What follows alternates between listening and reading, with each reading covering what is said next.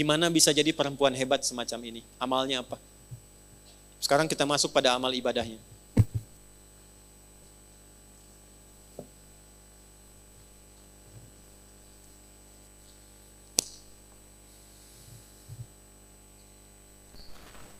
Jadi kalau ibu ingin naikkan level, mendekati Sayyidah Aisyah, ya, kan ada level ingatan tuh 4 ya Bu. Ya. 1, cepat ingat, lama lupa. Oke. 2, lambat ingat, lambat lupa. 3, lambat ingat, cepat lupa. Baik, ini yang parah nih. Ya, ini yang parah. Yuk kita ulangi dulu. 1, cepat ingat, lambat lupa. 2, cepat ingat, lambat lupa. 3, cepat ingat, cepat lupa. Nah, ini yang repot ini. Yang keempat, lambat ingat, cepat. Saya udah nerangin 2 jam. Paham Ibu? Tidak. Ya. Begitu mau ditutup, paham. Keluar, lupa. Baik. Sayyidah Aisyah ini level nomor 5. Cepat ingat, sulit lupa. Cepat ingat, sulit. Jadi bukan mau ingat, mau lupa susah. Mau lupa susah. Biasanya kan yang begitu utang ya. Ya kan? Ya. Ini yang kelima, cepat ingat, sulit lupa. Amalannya apa? Yuk kita bagi 2 saja. 1, sholatnya. Amalan sholatnya. Itulah sebabnya kenapa tadi saya sebutkan di awal tentang saudara beliau Abdurrahman ini.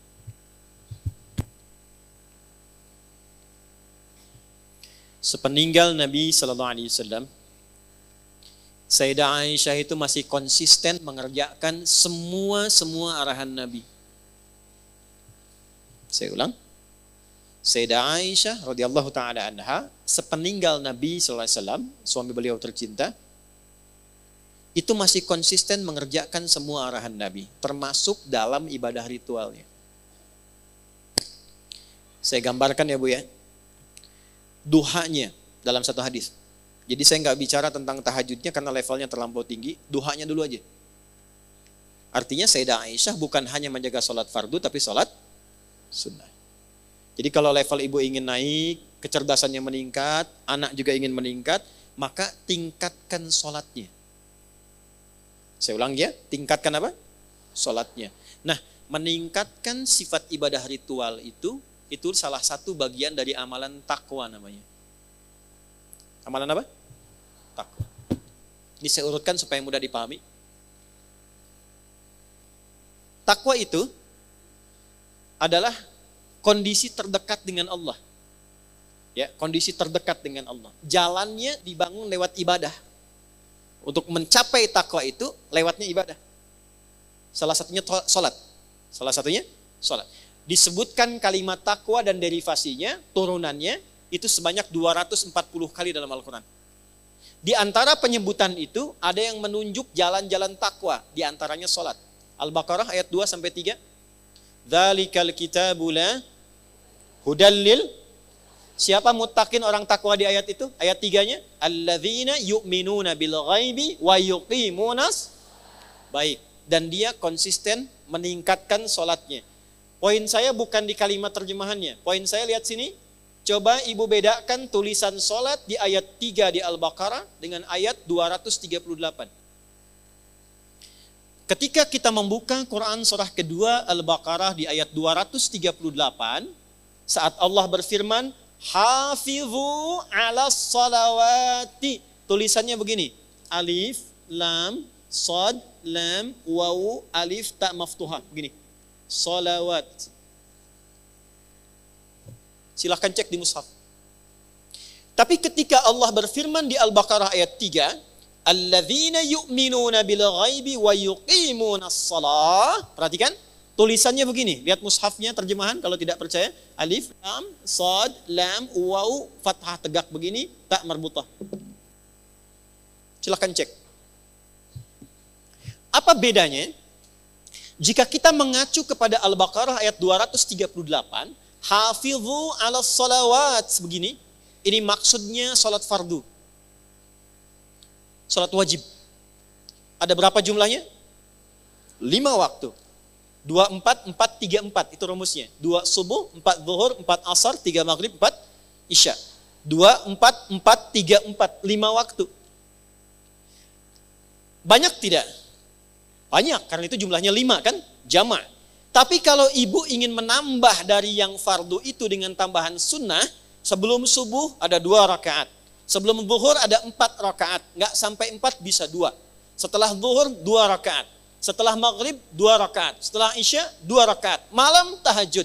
Nah kalau itu ditambahkan pada yang fardu, bukan sekedar yang fardu saja, maka robah kalimatnya dari ciri yang pertama begini kepada bagian yang kedua begini. Alladzina yu'minuna bil ghaibi wa yuqimunas. Nah ini bentuk yang kedua. As-salah, alif, lam, shad, lam, waw, fathah, tegak, tak marbutah. Nah orang takwa di Quran itu disifatinya dengan yang ini yang kedua.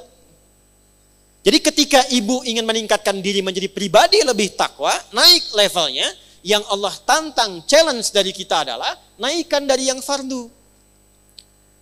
Kalau sholat 5 waktu itu wajib. Jadi yang tidak ingin naik level pun tetap 5 waktu juga. Ibu pengen levelnya naik, tapi jumlahnya tetap sama. Apa bedanya dengan yang standar? Jelas? Nah ketika disebutkan naikkan takwanya, tingkatkan takwanya, salah satu caranya sholat. Begitu ini optimal, naik. Apa kaitan takwa dengan kehidupan kita? Tadi saya contohkan Sayyidah Aisyah begitu tinggi ilmunya. Hubungan takwa dengan ilmu ditemukan di Quran surah kedua Al-Baqarah. Di ayat 282. Satu-satunya ayat paling panjang dalam Al-Quran. Lihat langsung ke bagian bawah paling pojok sebelah kiri. Lihat ujung ayatnya. Quran surah kedua Al-Baqarah. Ayat 282. Sebelah kiri, lihat ujung paling bawah. Wattaqullah, tingkatkanlah takwamu kepada Allah, wa yu'allimukumullah. Semakin meningkat takwamu, Allah tanamkan, ajarkan, dan tambahkan pengetahuan pada dirimu. Jadi, akselerasi, percepatan pengetahuan itu bukan hanya ditempuh dengan ikhtiar kita untuk menghafal dan belajar. Kalau pengen cepat dapat aksesnya, dekati pemiliknya. Yang punya ilmu siapa? Allah. Yang punya harta siapa? Allah. Ya. Alhamdulillah Allah titipkan pengelolaan sebagai amanah tempat ini kepada Bu Anita. Punya akses dengan Bu Anita, cepat nih bisa pesan tempat nih. Bahkan kita bisa pesan, Bu, kalau bisa besok-besok di depan ada domnya ya. Supaya yang di luar itu misalnya bisa lebih nyaman. Sepakat? Insya Allah jadi pahala misalnya ya. Nah, itu bisa lebih cepat diwujudkan. Ketimbang saya bilang sama Teh Nanet. Ya? Atau Bu Novi misalnya. Kenapa? Karena aksesnya cepat. Sekarang Anda bayangkan yang punya ilmu siapa? Kalau kita mendekati Allah, maka Allah sendiri yang menyampaikan, aku berikan percepatan tambahan pengetahuan. Di luar batas standar manusia. Itulah sebabnya orang dulu tuh tahu betul. Kalau ingin cepat pintar yang diajarkan, sholat dulu, Bu. Pernah dengar Abdullah bin Mas'ud? Abdullah bin Mas'ud itu belajar bahasa Persia dan Ibnu Abbas itu belajarnya cuma 3 hari. Langsung menguasai bahasa asing 3 hari. Pernah dengar Ibnu Sina? Avicenna? Ya kan? Bapak kedokteran? Avicenna itu ibu bapaknya paham betul tentang fikih ini. Ini ada nasabnya. Maka dari kecil yang diajarkan cuma 2. Quran dan sholat, Quran dan sholat. Avicenna cek di sejarahnya. Kalau lupa sesuatu itu bukan buka buku. Datang ke masjid, sholat 2 rakaat dan ingat apa yang tadi terlupa. Semua. Makanya kalau ibu cek, kenapa Nabi mengajarkan pada orang tua dengan ketat? Dari kecil anak itu ajarkan sholat. Pernah dengar hadis ini? Usia 7 tahun ajarkan anakmu apa? Kalau 10 tahun masih bandel maka lakukan apa? Pukul. Bukan. Itu terjemahannya kurang tepat, bukan dipukul. Ya, bukan dipukul. Terjemahannya adalah berikan pelajaran yang membuat dia mengerti. Doroba itu bukan hanya memukul, asalnya memberi pelajaran, memberi contoh. Doroballahu mathala, Allah ngasih contoh. Di Arab itu ngasih contoh, kebiasaannya mukul dengan halus. Di kita tidak harus mukul, uang jajan tahan. Itu bisa begitu. Nah, kenapa dari kecil itu sholat yang ditekankan? Dua tujuannya, supaya anak jadi baik, yang kedua dekat dengan Allah, kepintarannya meningkat. Tapi orang tua sekarang saya perhatikan luar biasa advance. Ya, anak TK-nya sudah manasik gitu. Ya, Nabi tekankan sholat, ini sudah manasik, ya, level kelima tuh. Ini kan level 2. Jelas ya? Wattaqullaha wa yu'allimukumullah. Sekarang lihat cara sholatnya Sayyidah Aisyah. Saat duha. Duha itu sholat fardu atau sholat sunnah? Perhatikan kesaksian dari keponakan beliau. Aku ke rumah bibiku dan menyaksikan bibiku sedang sholat duha. Dalam satu riwayat membaca surat Tur, surah ke-52. Ketika sampai pada bacaan tasbih, beliau bertasbih dan menangis dalam tasbihnya. Perhatikan baik-baik ya.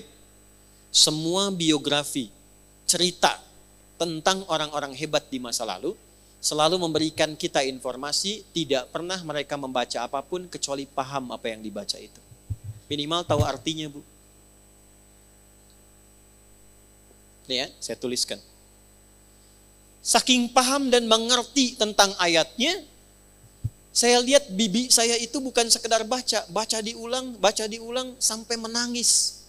Sesegukan kalau bahasa kita itu, saking merasakan dalamnya ayat itu untuknya. Karena lama, ini baru satu ayat, karena lama baca itu, saya putuskan saya ke pasar dulu untuk beli sesuatu. Begitu saya kembali, saya lihat bibi saya masih baca ayat itu dan masih nangis seperti tadi. Ibu kesini, lihat teman ibu sedang sholat, baca Al-Ikhlas, saking ikhlasnya nangis misalnya. Ya. Baru nyebut Allahus Somad, ingat semua masalah misal. Ya. Nanti ada sanadnya, Bu. Al-Ikhlas itu ada sanadnya, nanti saya cerita di akhir ya, tolong diingatkan. Misalnya begitu Allahus Somad diulang-ulang, sudah 5 menit belum selesai. Ibu putuskan saya ke Kosambi dulu aja deh, ntar kesini lagi. Begitu kesini lagi, masih di ayat yang sama, masih nangis, dan itu yang dikerjakan sholat sunnah. Itulah Sayyidah Aisyah.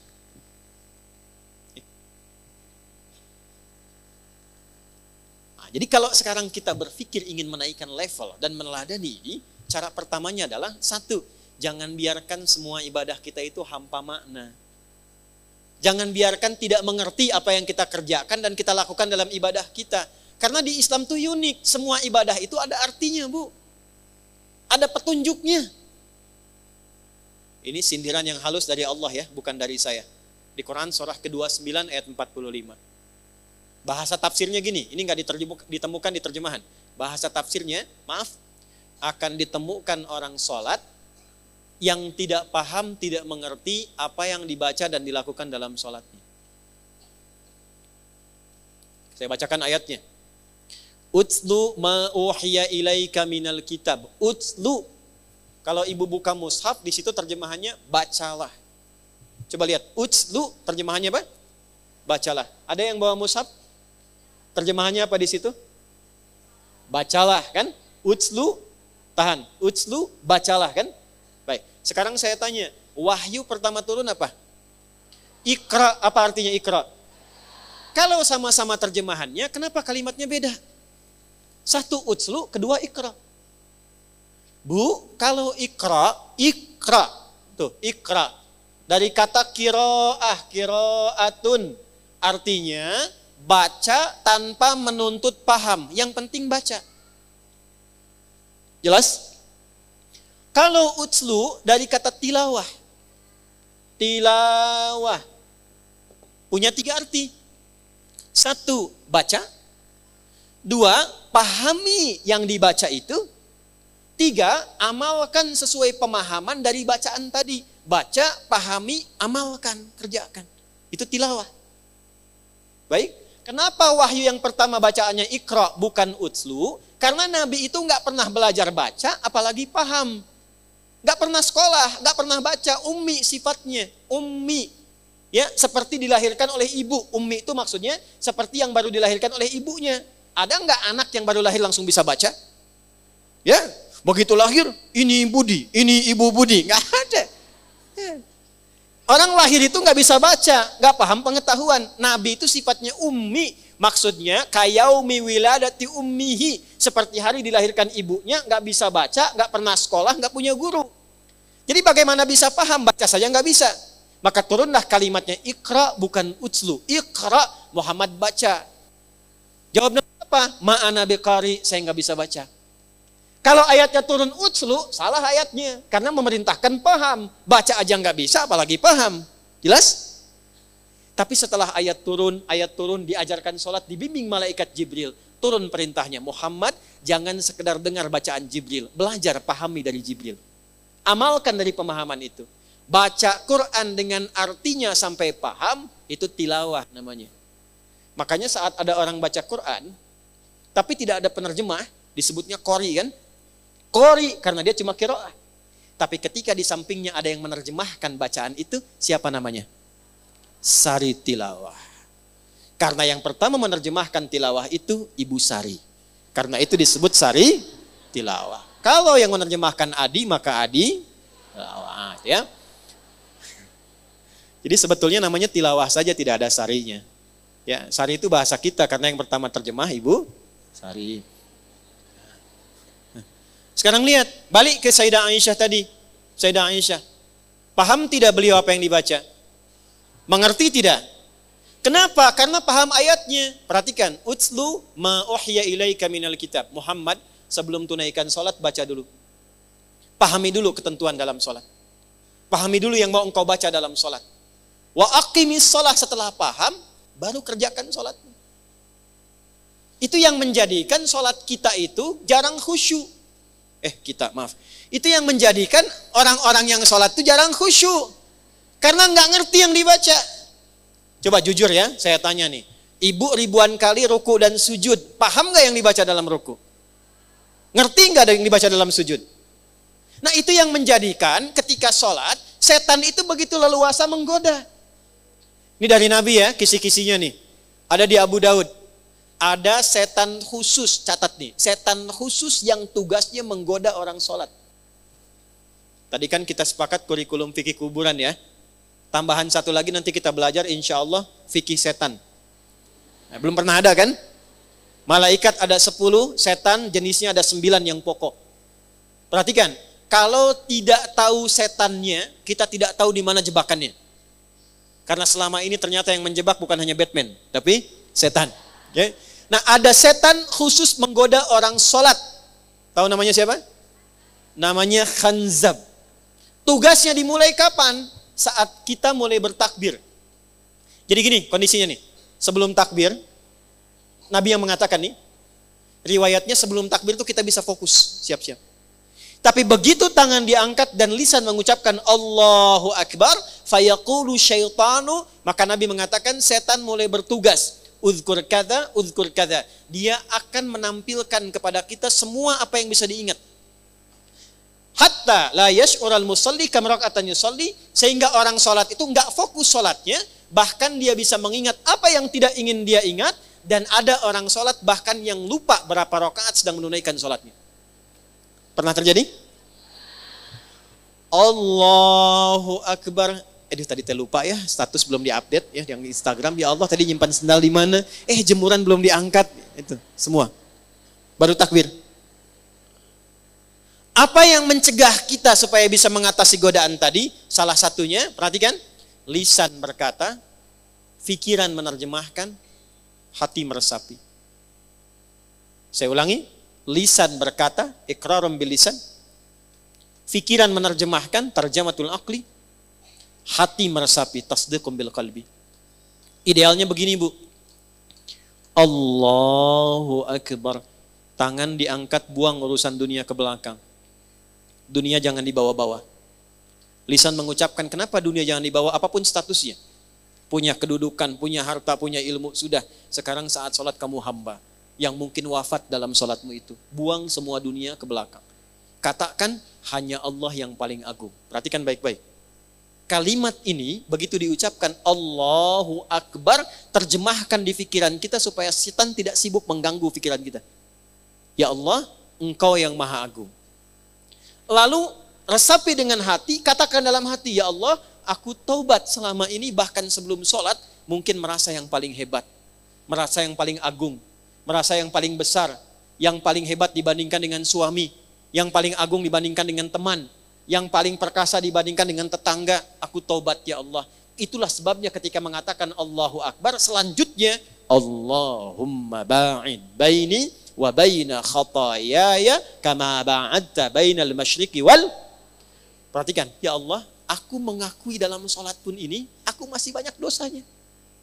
Masih banyak salahnya. Itu baru takbir. Lu digambarkanlah kemudian apa yang kita bawa itu dan berharap rahmat Allah. Karena panggilan sebelum sholat itu panggilannya begini. Wa annahum ilaihi raji'un. Hai orang yang sholat, Al-Baqarah ayat 46. Al-Baqarah ayat 46. Hai orang yang sholat, kalau pengen khusyuk, rasakan mungkin ini panggilan terakhir dalam sholatmu. Mungkin dalam sujudmu engkau wafat. Itu kata Allah. Makanya imam di Kalimantan yang imamin subuh kemarin sungguh beruntung tuh. Begitu sujud meninggal. Kan sebelum sholat dipanggil dulu kan? Ya. Ibu Siti, ada Siti di sini? Ada. Ibu Nia ada? Dah, ini pasti nggak ada. Ini pasti nggak ada. Ibu Sisuka pasti nggak ada. Oke? Ibu Sisuka dipanggil Allah, artinya apa? Hah? Meninggal. Kita 5 kali setiap hari dipanggil oleh Allah. 5 kali. Pasti meninggal tidak? Tahu waktunya kapan? Mungkin hari ini? Kalau sudah tahu mungkin meninggal hari ini, kenapa masih sibuk dengan dunia? Kenapa kita tidak kelola dunia itu untuk mendapatkan ridho Allah? Maka dibalik. Salatnya Bunda Aisyah, Sayyidah Aisyah radhiyallahu ta'ala anha, tidak pernah mengucap sesuatu kecuali paham apa yang diucapkannya. Dan itu yang mengajarkan siapa? Bapaknya. Bu Abu Bakar itu diminta oleh Nabi jadi imam, selalu menolak jawabannya. Jangan saya Nabi, jangan saya. Kenapa? Karena beliau itu kalau sudah takbir, itu langsung nangis. Nyambungnya itu lama. Bayangkan, sahabat Nabi, dekat dengan Nabi, kecil gaul dengan Nabi, dewasa jadi sahabat Nabi, mengeluarkan semua hartanya untuk Nabi, berjuang dengan Nabi, wafatnya dikubur di samping Nabi, anaknya jadi menantunya, ya, anaknya nikah dengan Nabi, Nabi menantunya di surga bersama Nabi, itu masih punya pribadi saat takbir, baru baca takbir, langsung gemetar tangannya nangis karena merasa masih ada dosa dalam dirinya. Ya Allah, saya masih banyak dosa. Ya Allah, makin banyak orang mengagungkan saya padahal saya baru mengatakan engkau yang paling agung. Sementara orang menganggap saya hebat, mengagungkan saya, menganggap saya punya kuasa, menganggap saya punya harta. Saya tobat ya Allah, saya masih banyak salahnya. Itu Abu Bakar. Dan diwariskan sifat itu pada putrinya. Diwariskan pada siapa? Putrinya. Maka cara yang pertama, tingkatkan takwa, belajar ini, coba mulai sekarang perbaiki sholatnya. Gak usah dipaksakan semua dulu, satu-satu. Satu-satu. Sekarang saya pengen belajar tentang takbir. Apa maksudnya, apa artinya, apa hikmahnya, praktekkan dalam hidup.